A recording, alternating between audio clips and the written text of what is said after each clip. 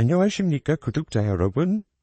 저는 출퇴근 시간에 다른 분들의 사연을 늘 경청하고 있는 30대 남자 구독자입니다. 솔직히 말씀드리자면 남자인 제가 요럴 애청자가 된 계기가 있습니다. 사람은 누구나 다른 사람의 상황을 나와 비교하며 안도를 하거나 위로를 받곤 한다는 거 혹시 동감하시나요? 처음에 다른 분들의 사연을 귀 기울여 듣게 된 계기는 사실 저의 상처받은 마음을 위로받고 치유하기 위해서였습니다. 어쩌면 결혼이라는 건 인생사에서 가장 중요한 일이 아닌가 싶어요. 대부분은 한 번만 하는 일이기도 하고 한 번 한 이상 깨는 일이 결코 쉽지가 않죠. 부부 사이가 갈라지는 과정을 엄청 힘들고 복잡하게 만들어 놓기도 했고요. 저는 누구보다 행복하게 살고 싶었고 와이프를 사랑했으며 태어날 아이와 화목한 가정을 꾸리고 싶었던 사람입니다. 아마 대부분의 남자들이 그렇지 않을까요? 온전한 가정을 위해 애쓰지 않는 남자는 없을 겁니다. 딴 생각을 하고 사는 놈이 아니라면 말이죠. 솔직히 말씀드리면 결혼할 때 부모님들의 반대가 좀 있었습니다. 연애를 오래 한 것도 아닌데 속도 위반을 하는 바람에 갑작스레 가족들에게 결혼하겠다고 했으니 가족들이 놀란 건 말할 것도 없었고요. 특히 엄마는 제가 여자 만난 경험도 없고 공부하는 놈이라 시간을 두고 연애를 하라는 조언을 해주셨던 분인데 느닷없이 결혼한다고 하니 더 놀라셨죠. 엄마가 네 인생 차지우지할 생각은 없다만 그래도 결혼 너무 이르지 않니? 너 소개받은 지 겨우 반년도 안 되는데 결혼이라니? 네 나이 이제 33세 한창 재미나게 직장생활하고 인생 즐길 때 아니냐? 고생해서 좋은 회사 들어갔으니 돈을 더 모으기도 해야 할 테고 그 급하게 결혼해야겠어? 그래, 나는 네가 결혼한다면 굳이 말릴 생각은 없다만 이렇게 갑작스럽게 결혼한다고 하니 놀랍긴 하구나. 아빠는 네가 여자를 사귀는 줄도 몰랐지 뭐냐? 일단 결혼은 마음먹은 여자라니 데려와봐. 우리도 얼굴은 봐야겠지? 조심스러워하시고 저를 걱정하시는 부모님 앞에서 차마 제가 사고를 쳤다고 말씀드릴 수가 없었습니다. 정말 입이 떨어지지 않더군요. 그래, 그 아가씨는 뭐하는 사람이니? 나이는 몇이고? 엄마는 그래도 제가 결혼하겠다는 사람에 대해 대략적인 걸 알고 싶어 하셔서 간단히 예비 신부에 대해 말씀드렸습니다.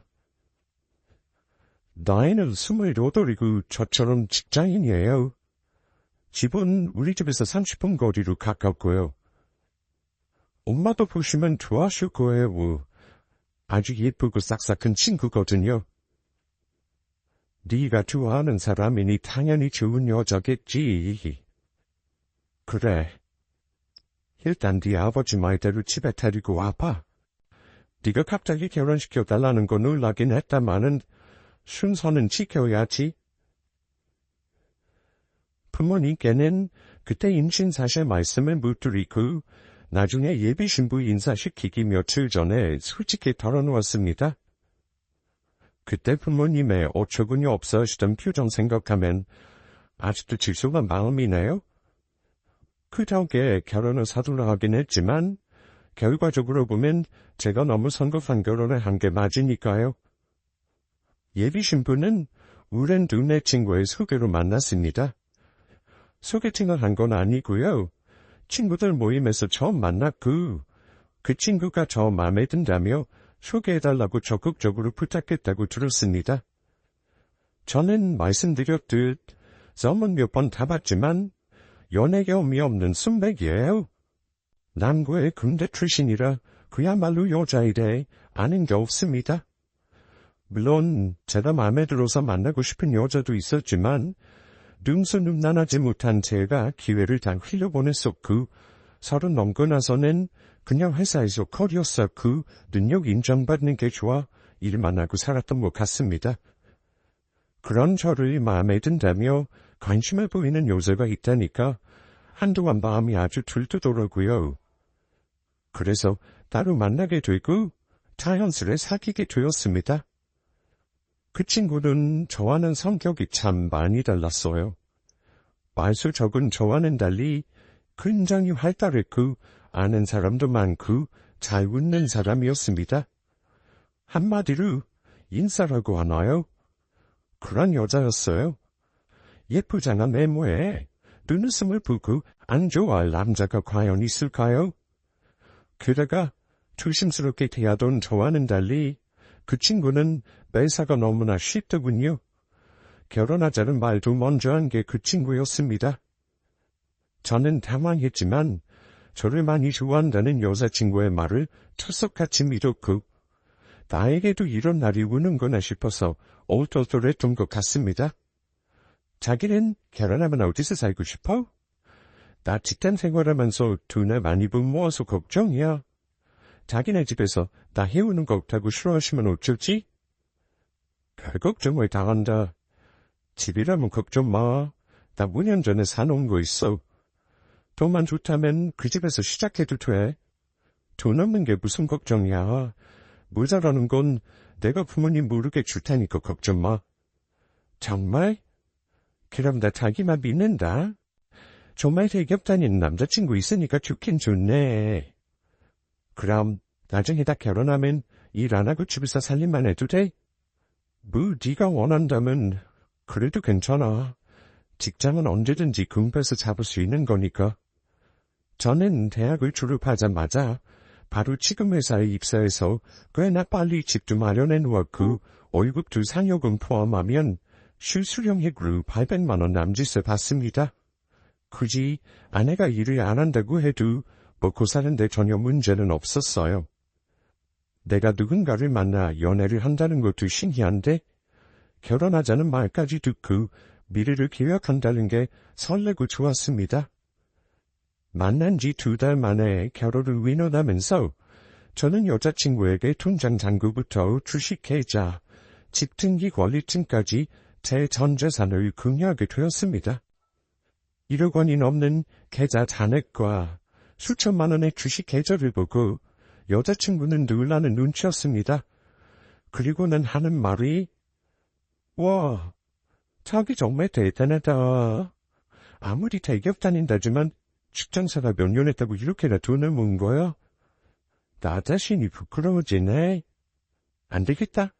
나도 이번 달부터 월급 받는 거 무조건 다 모을래. 너무 무리하지 말고 보아. 월급 다 조금하면 너는 뭘로 쓰려고 그래. 돈 걱정은 하지 말고 그냥 할 수 있는 만큼 보아. 그럼 다 월급 모일 수 있게 자기가 좀 도와주라. 있잖아. 나 자기 카드로 용돈 좀 쓰면 안 될까? 수익도 없는데 돈 안 쓰고 아껴 쓸게. 그 대신 내 월급은 다 모아볼게. 1년만 모아도 목돈 될 거니까 그걸로 결혼 자금하면 내 마음이 피곤할 것 같아. 제 카드로 생활비를 쓰고 싶다길래 뭐 얼마나 쓰랬나 싶어서 저는 흔쾌히 신용카드 하나를 건넸습니다. 저는 여자친구가 저와의 결혼을 위해 그만큼 노력한다는 게 기특하다고 생각했지 저를 이용하는 거라고는 꿈에도 몰랐네요. 정말 여자에게 눈이 먼 등신이 저였다 싶습니다. 아무튼 카드를 준 이후로 여자친구는 제 카드로 한 달에 200만 원 정도를 쓰더군요. 카드 내역은 줄곧 문자로 왔기 때문에 어디에 쓰는지는 다 알고 있긴 했습니다. 그런데 쓰는 내역을 보니 여자친구의 평소 생활이 보이더라고요. 여자친구는 생활이 단조롭고 규칙적이던 저와는 달리 늘 검사다만 하고 바빴습니다. 간혹 연락이 두절되는 일도 있었고요. 다른 건 상관없었지만 간혹 밤늦게나 새벽까지 연락이 두절되는 일이 있을 때는 도무지 이해가 가지 않았습니다. 그래서 싸우는 일이 종종 있기도 했어요. 왜냐면 저는 연락이 끊기는 일은 없어야 한다고 생각하는 사람입니다. 이건 간섭과는 다른 문제입니다. 결혼하기로 한 사람이 친구들을 만나는 약속이 있다고 해놓고 새벽까지 연락이 두절되는 일이 잦다면 당연히 문제가 있는 거라 생각합니다. 하지만 여자친구는 그런 걸 대수롭지 않게 생각했고 매번 누에다가 연락을 못했다면서 대충 넘어가곤 했습니다. 저는 아무리 결혼한 사람이라도 결혼한 사람의 일상생활을 통제하고 싶은 마음은 없었습니다. 하지만 간혹 너무한다 싶을 때는 어쩔 수 없이 제가 신경 쓰이는 부분을 말할 수밖에 없었고 그럴 때면 꼭 싸움이 되곤 했습니다. 둘 다 성격이 워낙 다르니 웬만한 건 이해했지만 유독 그 문제만큼은 넘어가주는 게 쉽지 않았습니다. 아무리 서로 좋아도 100% 다 맞는 관계는 물론 없다는 거 저도 잘 압니다. 그래서 이런저런 다툼이 있어도 대부분 제가 이해해주고 넘어갔다고 생각합니다. 그러다가 만난 지 6개월 때쯤인가 아직 양가에 인사도 드리지 않았는데 둘 사이에 나름 큰일이 생기고 말았습니다. 여자친구가 사색유도여서는 저에게 큰일이 났다길래 만났는데요. 대뜸 하는 말이 아기를 가진 것 같다고 하더군요. 자기요. 나도 설마 했는데 아무래도 다 임신한 것 같아. 어쩌지? 결혼은 당연히 자기랑 할 거긴 한데 갑자기 이런 일이 생기니까 너무 당황스럽다. 뭐? 아기? 확실한 거야? 당황스럽긴 뭐가 당황스러워. 그럼 빨리 결혼하면 되는 거잖아. 내가 책임질 테니까 걱정하지 마. 어차피 하는 결혼 조금 빨리 된다고 뭐가 문제겠어? 근데 정말 임신한 거 맞아? 지금 어느 정도 된 건데? 글쎄, 병원 가봐야겠지만 한 5주 정도 된 것 같아. 같이 병원 가서 확인해보자. 너무 당황할 거 없어. 조금 빨리 가졌다고 생각하면 되지. 나는 기쁘고 좋은 걸 조만간에 부모님께 말씀드려야겠다. 자기네 부모님이 나 대바라줬다고 위해주면 어쩌지? 나 너무 걱정돼. 우리 부모님 정말 좋은 분들이셔. 그런 걱정하지 마. 아마 엄청 좋아하실걸. 저는 당황스러웠지만 또 한편으로는 신기하고 기뻤습니다. 저는 결혼식이라는 절차가 없어도 언제든지 같이 살 준비가 되어 있었고요. 다만 부모님께 말씀드리는 게 생각보다 입이 안 떨어지는 일이긴 했습니다. 여자친구와 안심시키느라 한 말이지만 사실은 어느 집에서 아들이 속도 위반해서 결혼하겠다고 하면 그래 좋다 하시겠어요. 겨우 부모님께 결혼하겠다고 선포하긴 했습니다. 그런데 차마 속도 위반 사실을 처음부터 말씀드리지는 못했네요.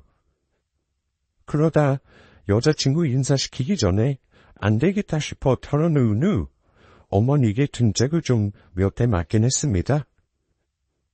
그때는 부모님도 상황을 받아들이셨고 결혼 후 서두르자고 하셨습니다. 저와 그 친구는 이런 이유로 만난 지 1년도 안 되어 급하게 결혼을 준비하게 되었습니다. 그런데 모든 걸 받아들이신 우리 부모님과 달리 여자친구 집에서는 나쁜 놈이 되긴 했습니다. 긴장한 마음으로 인사하러 갔을 때 여자친구 어머님, 그러니까 장모님 되실 분이 저에게 이렇게 말씀하셨습니다. 우리 딸 이렇게 빨리 시집 보내다니 나도 당황스럽네. 그래도 자네가 책임지겠다고 하니 내가 얼마나 마음이 놓았는지 몰라. 사실 애가 졌다는 말 듣고 내가 얼마나 화나든지 앞날 당찬한 딸내미를 애가 져서 주저앉힌 게 아닌가 싶어서 나 자네 만나서 한 소리 하려고 했었어. 그래도 자네가 능력이 있다고 해서 마음을 놓은 거야. 앞으로 우리 딸 속상하게 하지 말고 둘이 잘 살아. 예, 장모님. 제가 앞으로 정말 잘할 테니까 속상해하지 마시고 지켜봐 주세요. 그래, 자네 집 있다고 했지? 근데 우리 딸이 모아놓은 돈이 얼마 없어서 걱정이지 뭔가. 우리 집도 그리 형편이 좋은 편이 아니라 막막한 요즘 좋지. 그거라면 걱정 마세요, 장모님. 제가 사정을 다 알고 미리 준비해놓은 게 있습니다. 장모님과 여자친구가 혼수와 예단 걱정을 하길래 저는 걱정하지 말라고 하고 부모님 모르게 따로 여자친구에게 3천만 원을 건네기까지 했습니다. 저 참 등신 머저리 같죠? 제 아이를 가졌다는 사람이 저런 걱정을 하는 게 싫었고 저는 계산적인 마음이 전혀 없었기에 그렇게 한 겁니다. 우여곡절 끝에 상견례도 마쳤고 배불러 오기 전에 결혼하라는 양가 어른들 의견을 따라 가장 빠른 날로 결혼 날짜를 잡았습니다. 그래서 임신 20주 되는 시점으로 식장 예약도 하고 신혼여행도 미리 예약했네요. 제가 집에 있었기 때문에 모든 준비는 순조로웠습니다. 여자친구는 제가 준 돈으로 신나게 결혼 준비를 했습니다. 제가 준 카드로 생활비를 쓰고 제가 준 돈에서 5천만 원을 우리 부모님께 예단비로 보냈고요. 부모님은 아무것도 모르고 예단비를 보낸 여자친구에게 절반은 돈을 돌려줬습니다. 그리고 며느리 들을 때 꼭 해주고 싶으셨다면서 예부짜리 다이아도 예물로 해주셨습니다. 저는 그 친구에게 시계 하나, 양복 구두 하나 받았네요. 물론 제 카드로 결제했습니다. 그렇게 시간이 흘러 결혼식 날이 다가왔습니다. 우리 신혼살림을 들여놓은 집에 결혼식 한 달 전부터 미리 들어가 살기로 했는데요. 결혼식 며칠 전부터 예비 신부가 자기 부모님과 결혼 전 마지막 시간을 보내고 싶다고 하길래 그러라고 했습니다. 만나서 연애하고 결혼하기까지 1년도 안 된 짧은 시간이었다 보니 여자친구 부모님들도 다른 시집 보내는 게 시원섭섭하실 거라 생각했기 때문입니다. 결혼을 앞두고 신혼여행 휴가 낼 거 생각해 매일 야근이 많아서 일주일이 넘게 예비 신부를 만나지 못하고 있었는데요. 매일 전화통화를 하긴 했지만 결혼 전날에는 얼굴을 보고 싶었습니다. 하루만 있으면 결혼식이라는 큰 일을 치러야 하니 여자친구도 많이 긴장하고 있지 않을까 걱정이 되기도 했고 맛있는 음식을 사서 갖다 주려고 여자친구 집 앞으로 퇴근 후 차를 몰았습니다. 집 근처에 거의 다 와서 전화했는데 어쩐지 전화를 받지 않더라고요. 저는 여자친구 가족을 깜짝 놀라게 해줄 생각을 하고 예비 처갓집으로 향했습니다. 여자친구 집이 다세대 주택이라 집 앞에 주차 자리가 없어 근처에 대고 걸어오며 다시 전화를 했는데요. 이번에도 전화를 받지 않더군요. 어쩔 수 없이 집 초인종을 누를 생각을 하고 집 앞에 도착했는데요. 여자친구 집 밑에서 남녀로 보이는 두 사람이 두런두런 무슨 대화를 나누고 있는 게 눈에 들어왔습니다. 어두워서 멀리서는 누구인지 몰랐는데요. 저는 연인이 대화하는 줄 알고 모른 척하고 지나치려 했습니다. 화기애애한 분위기도 아니었고 뭔가 좀 심각한 대화를 하는 듯 보였습니다. 그런데 장모님 집으로 올라가려고 가까이서 보니 대화를 나누고 있는 남녀 중 여자는 다름 아닌 저의 여자친구였습니다. 저는 그만 아무 생각 없이 여자친구를 불렀습니다. 자기야, 여기서 뭐해? 전화는 왜 그리 안 받는 건데? 내가 오면서 전화를 2번 했다. 제가 부르는 소리를 듣더니 여자친구가 깜짝 놀라면서 저를 돌아보았습니다. 꼭 나쁜 짓이라도 하다가 걸린 것처럼 화들짝 놀라길래 저도 덩달아 놀랐는데요. 같이 있던 사람은 처음 보는 남자였습니다. 같이 있던 남자도 당황한 얼굴로 저와 여자친구의 얼굴을 번갈아 쳐다보더군요. 어머, 오빠, 갑자기 어쩐 일이야? 전화했었다고? 내가 못 봤나 보다. 미안. 너의 결혼식인데 우리 일주일 동안 얼굴도 못 봤잖아. 너랑 사모님 만난 거 드시라고 먹을 것 좀 사왔어. 근데 너 옆에 있는 분은 누구야? 네 친구는 내가 거의 다 본 것 같은데 처음 본다. 저는 같이 있는 남자가 누구인지 물었습니다. 그러자 그 남자는 저를 보더니만 고개를 까딱하더군요. 그건 인사도 아니고 묻도 아닌데 말입니다.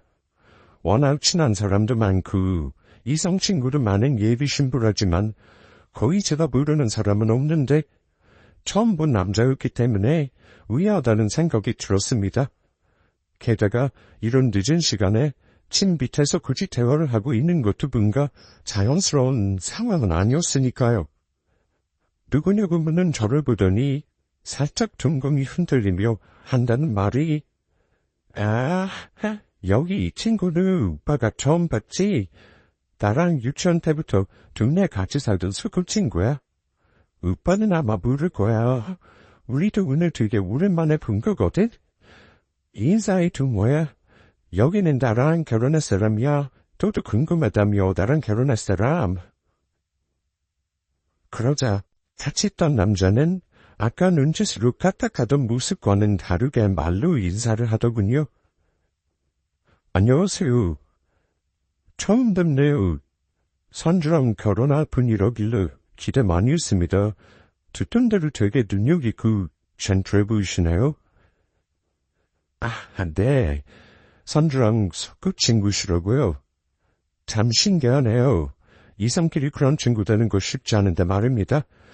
근데 여기는 어쩐 일로? 내 예비 신부한테 용건은 다 끝나신 건가요?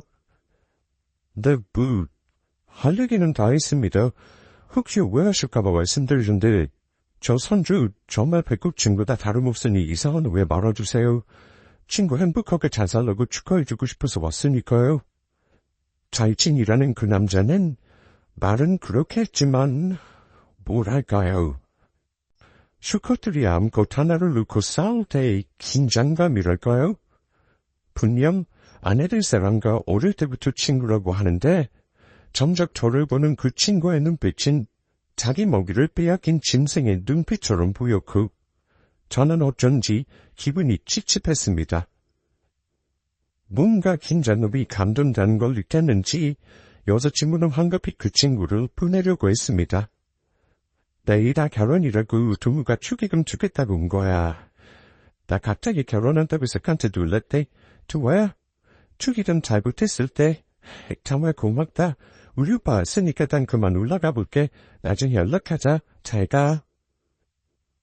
여자친구는 그 친구를 빨리 보내려는 듯 말했고 그 남자는 얼핏 눈치를 보는 듯 하더니만 저에게 말없이 인사만 하고 이내 자리를 떴습니다. 그 남자가 가는 걸 확인한 후 저는 다시 물었습니다.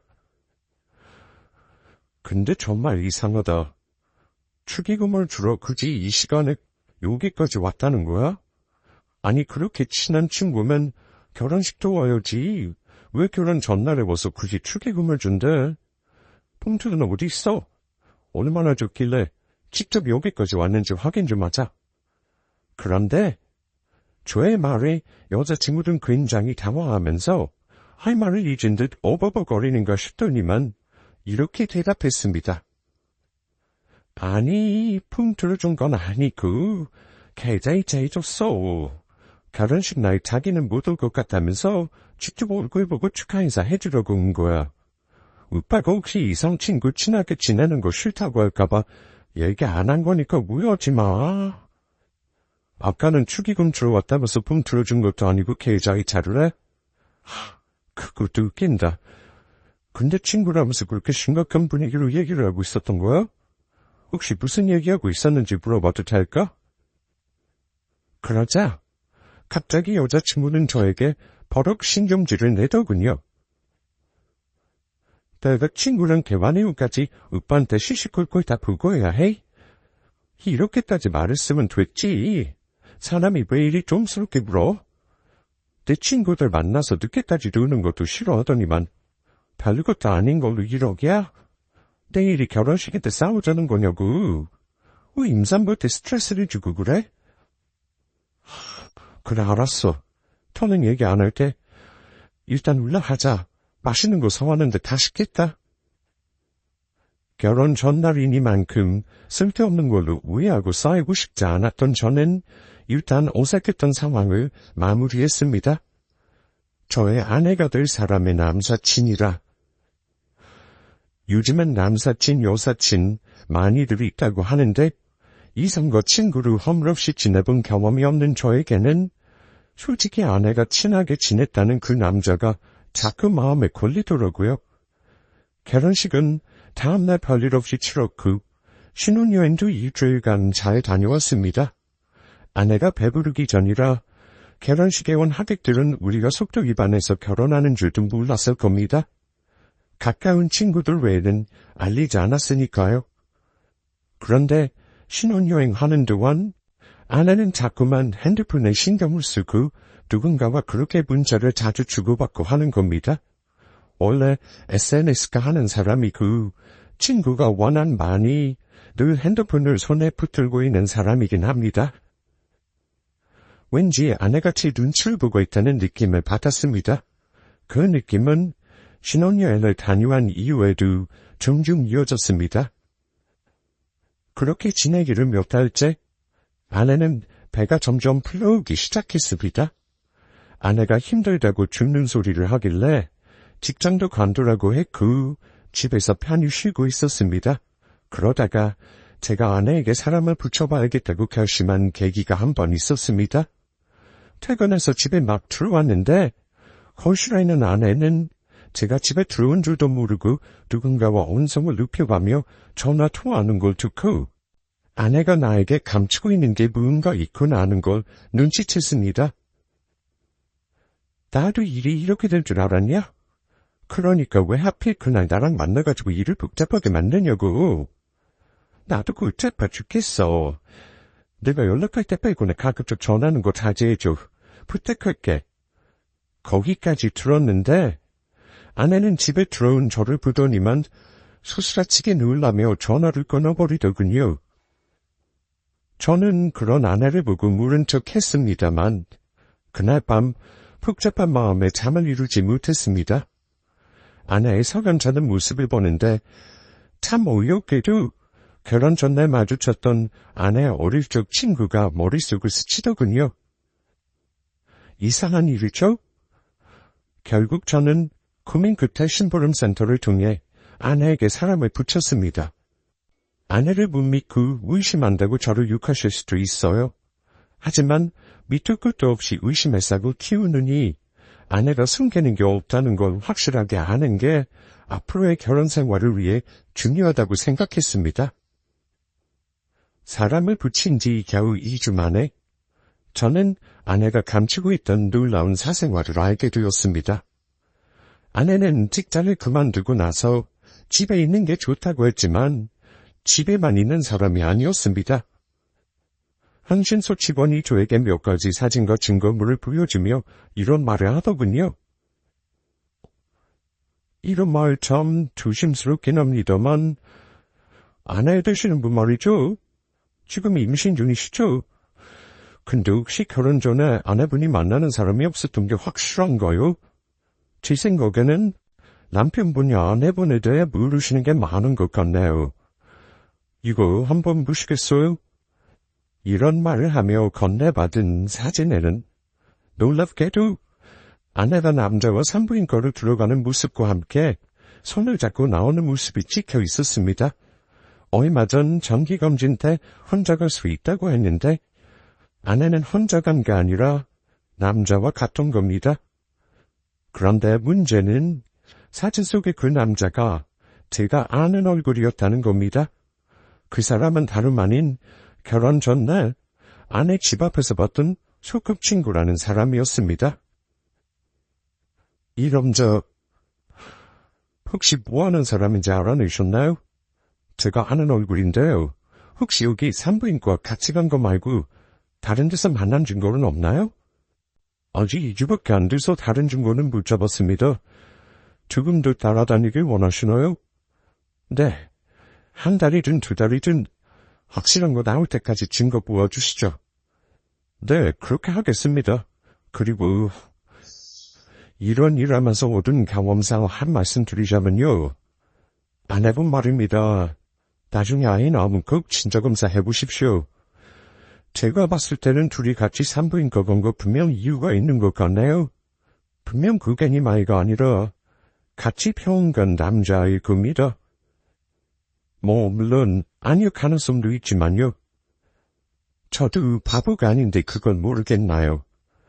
그 뒤 2달 동안 아내에게 사람을 붙여 따라다니게 했습니다만 정말 기가 막히게도 아내는 낮 시간에 하루가 멀다고 30분 거리의 옆 동네로 가서 그 친구를 만나더군요. 그 친구는 자영업을 하는지 비교적 시간이 자유로운 듯 했습니다. 심지어 배가 남산만한 산모가 훤한 대낮에 그 남자 집에 같이 들어가는 모습이 찍힌 사진을 보고 저는 아내가 결혼 전부터 그놈과 붙은 사이가 아니라는 걸 확신하게 되었습니다. 누군가가 두 사람을 봤다면 아마 아이를 가진 부부라고 생각했을 겁니다. 저는 모든 정황 증거를 모아놓고 나서 고민했습니다. 당장 이것만 가지고도 이혼이 가능한 상황이었지만 문제는 아내 뱃속의 아기였습니다. 벌써 예정일이 한 달밖에 남지 않은 상황이었고 혹시라도 아내가 가진 아이가 내 아이라는 상황이 좀 복잡해지니 이혼하더라도 아이는 제가 양육권을 가져와야겠다 싶었습니다. 그때는 그래도 아내 뱃속의 아기가 내 아이일 가능성도 있지 않을까 하는 생각을 하긴 했습니다. 그러나 막 달 전까지 그놈과 산부인과를 몇 차례 더 가는 거 확인하고 나서 뱃속의 아이가 내 아이가 아닐 거라는 합리적인 의심을 하게 되었습니다. 누군가는 아내가 임신한 기간 동안 태어난 아기를 기다리면서 설레기도 하고 기쁘다고 하는데 저는 그야말로 지옥의 시간이었습니다. 집에서 아무렇지도 않은 저에게 먹고 싶은 걸 말하는 아내를 보면서 얼마나 분노를 참았는지 모릅니다. 아이를 낳자마자 친정 확인을 한 후 만약 내 아이가 아니라면 양가의 모든 사실을 알리고 아내와 갈라설 계획을 짰습니다. 지금 상황에서 이혼을 하자고 했다가는 자칫 잘못해 친자검사도 못하고 제가 나쁜 놈이 될 가능성도 있었으니까요. 저는 혼인신고를 이미 한 상태라 당연히 이혼이 수순이라고 생각했는데 변호사와 상담을 해보니까 다른 방법이 있더군요. 변호사가 하는 말이 이건 사기 결혼이죠. 법에도 친자가 아닌데 속이고 결혼하면 이혼이 아니라 혼인 자체를 취소할 수 있게 해놨습니다. 친자 검사해보시고 결과 나오면 바로 가져다 주시죠. 그리고 결혼 전에 아내분한테 금전 보낸 거 있으면 계좌거래 내역 전부 가져다 주시고요. 그런 것도 다 돌려받을 수 있나요? 물론이죠. 원하시면 정신과 치료 받으시고 피해 구성 청구도 할 수 있습니다. 고객님이 명백한 피해자니 할 수 있는 방법을 다 써보고 갈라서는 게 나중에 후회 없으실 겁니다. 저는 그간에 제가 받은 마음의 고통을 보상받을 수 있는 방법을 무색해놓고 모든 준비를 마쳐놓았습니다. 저는 연기력이 없는 사람이라 아내에게 아무렇지도 않은 척하는 게 참 힘들었네요. 몇 주 후 아내는 집에 있다가 양수가 터지는 바람에 급하게 병원으로 아이를 낳으러 갔습니다. 직장에 있다가 연락을 받은 저는 울 것이 왔구나 생각하고 아내가 입원한 병원으로 갔습니다. 투산인 아내는 통증을 참지 못하고 결국 제왕절개로 아이를 낳았는데요. 아이를 보자마자 저는 알아봤습니다. 제 아이가 아니라는 걸 말입니다. 핏줄은 당기는 법이라는 말이 있죠. 아이는 저와 하나도 닮은 구석이 없었습니다. 그런데 아이 혈액형은 B형이더군요. 제가 U형인데 아내가 AB형이니 나올 수 있는 혈액형이긴 했습니다.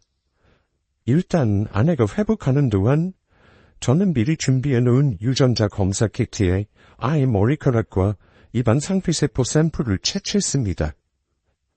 요즘 유전자 검사는 빠른 곳은 하루만 해도 결과가 나오는 거 아시나요? 심지어 저 같은 경우가 흔한지 요즘은 친자 검사를 아이 출산 후 필수 항목으로 넣자고 주장하기도 한다네요. 결과는 예상한 대로였습니다. 아이는 저와 친자관계가 아니었어요. 아내는 스스로 일주일이 지나고 조리원으로 입소하게 되었는데 저는 제 아이가 아니라는 거 알고 나서 아내가 있는 병원에 가지 않았습니다.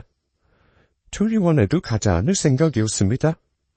갑자기 쌀쌀 맞아진 저에게 아내는 불평을 하더군요. 자기 이럴 거야. 애 놓고도 시큰둥하더니 병원에서 하루 자주도 않고 위험하마 고생했잖아. 근데 조리원도 나 혼자 가 있으라고. 바로 나빠대봐. 당신 같은 사람 없어. 애 낳고 나서도 이러는데 키우면서 어쩌려고 그래? 어쨌든 왜 싫으면 가드나 주고 가. 조리원비 결제하게.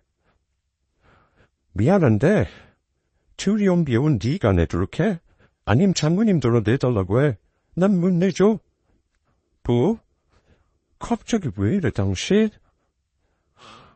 도대체 뭔데? 나 임신했을 때 별로 잘해주지도 않더니만 설마 나한테 마음이 변한 거야?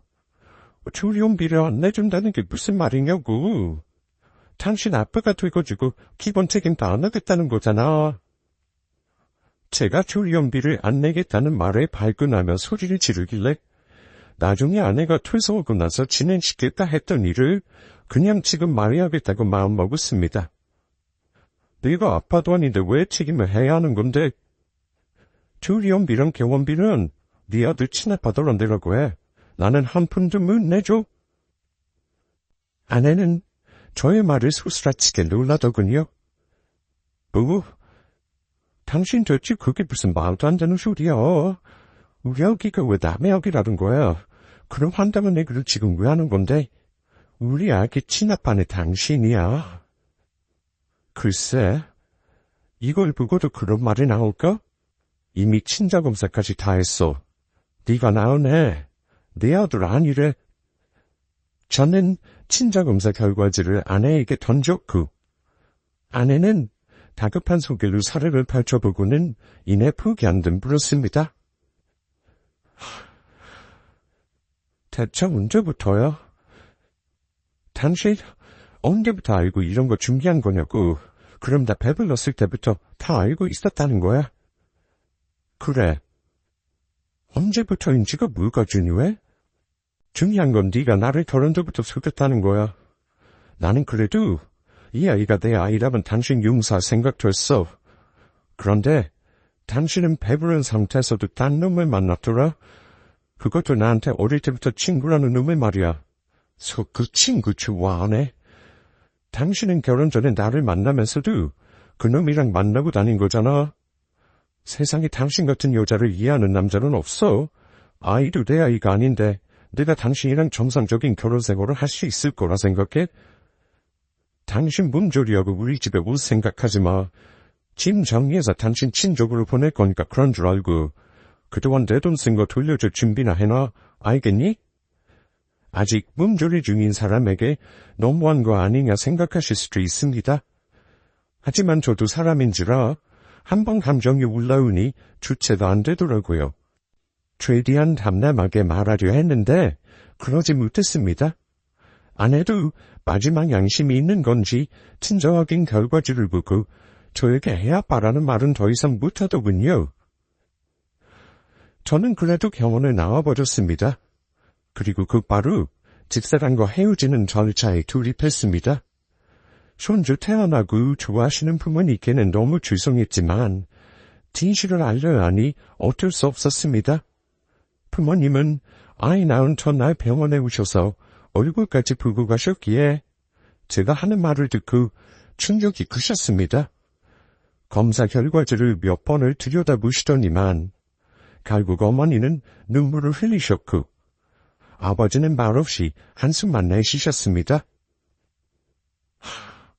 아유 세상에, 이게 무슨 일이라니?